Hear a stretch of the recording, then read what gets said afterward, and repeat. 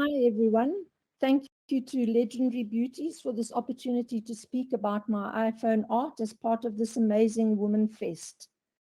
I am a mobile artist. Mobile art is a technology-based art form and refers to art created on a mobile device, whether that be a smartphone or a tablet.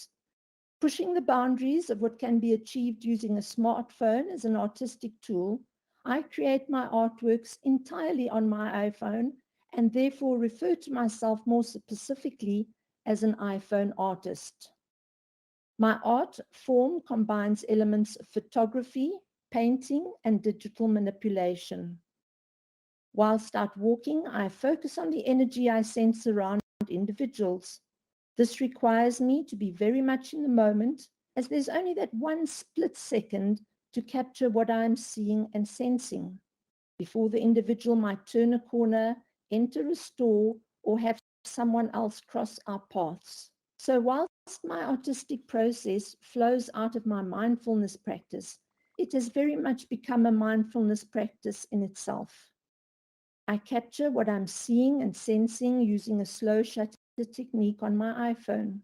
The resulting captures often hint at the presence of auras surrounding the subjects. Then, using various apps on my iPhone, I paint on my iPhone screen using my finger and also create different textures and blends. My process is becoming more and more intuitive. Could we have the next image, please?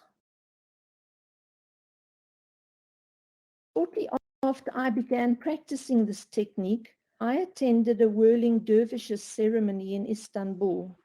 Seeing the dervishes whirling while still remaining on a particular spot inspired me. I decided that I wanted to portray the concept of rootedness and movement occurring at the same time.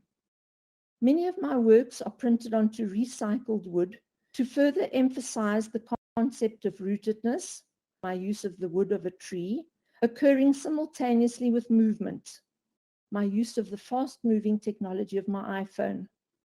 This form of presentation has also encouraged me to investigate the mindful use of technology. Next image.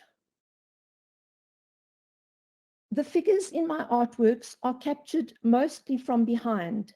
They appear to be moving, but at the same time, there's a sense of stillness, as if they are moving in realms beyond the ones we are used to.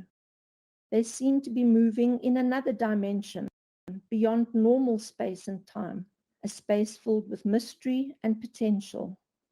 They invite the viewer to follow them and discover that is the story that is waiting to unfold for them at that point in time.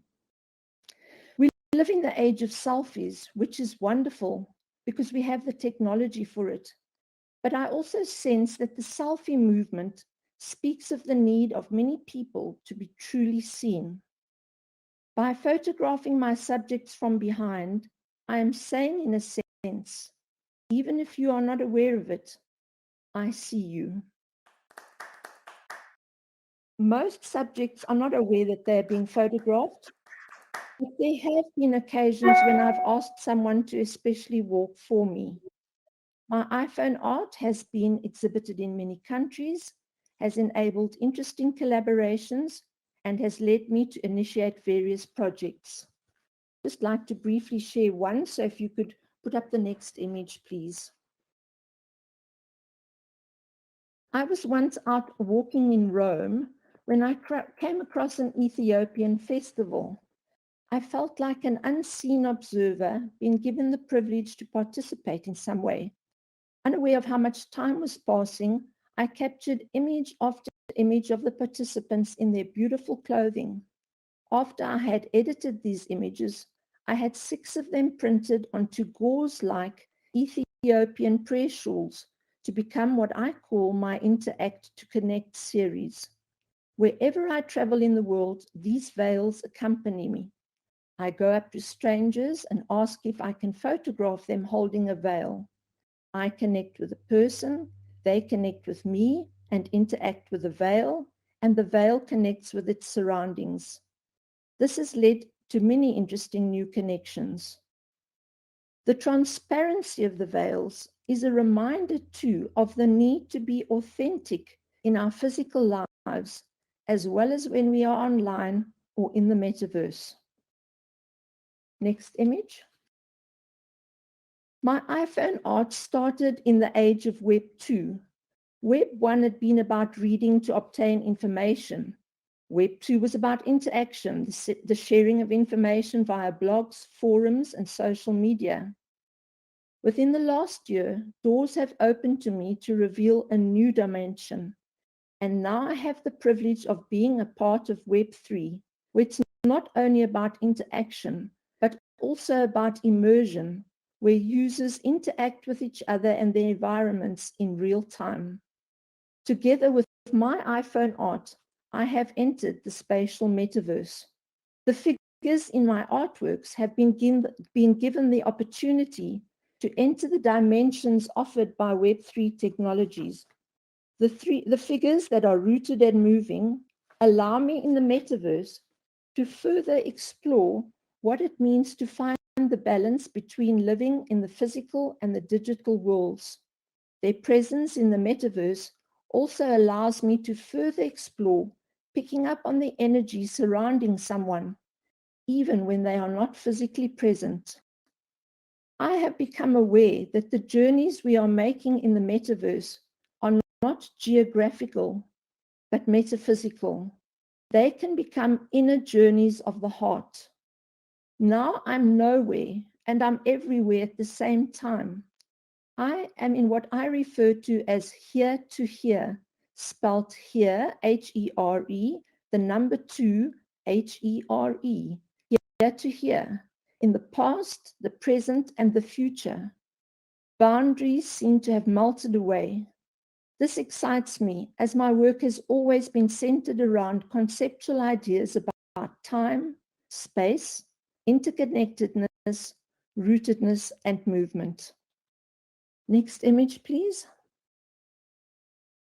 This past week, on the 19th and 20th of June, a selection of my artworks titled Eteria, a Spanish name meaning ethereal, was shown in a virtual gallery, especially designed by the company XR&C for CM Malaga, the Culture and Museums International Tech Forum in Spain. This year, the forum had as its theme, Shaping Culture Through Tech. The forum explored the use of technology to promote culture and bring about the digital transformation of museums and cultural spaces. There were people there from 100 museums all over the world. Visitors to this event were able to visit my exhibition in a stunning gallery via VR headsets and talk to me. This is only one of the collaborations that I've been able to participate in because of my presence in the metaverse. I look forward to many more. Can I have the last image, please? I would like to end off by reading to you an excerpt from the home page of my blog that I started 12 years ago. The words written for Web 2 before I even began my iPhone journey became exactly what my art was to be all about. The words seem even more relevant now in Web 3. It is all about my concept here to here. Here has always had connotations of both space and time, pointing to a particular location or a particular moment. Thanks to technology, where we are meeting right now is a special place and a special moment. Cyberspace and time surpass previously experienced dimensions. We are not separated by distance, and time zones do not hinder our encounter. Your here is meeting my here in a dimension I have chosen to call here to here. In the days of roll call, here was meant to indicate presence. Here to here is an acknowledgement of we presence in a very special we space. Here to here suggests connectivity and hints at interconnectedness. Here to Here is a call to acknowledge the other, to broaden our perspectives and widen our embrace. It is a call for heart and a plea for compassion. Because we often think we are present, but are actually acting on autopilot, Here to Here is also a call to become mindful of the present moment and all it contains. While Here to Here suggests mobility, it is also meant to imply that there's actually nowhere to go and that all is already as it should be.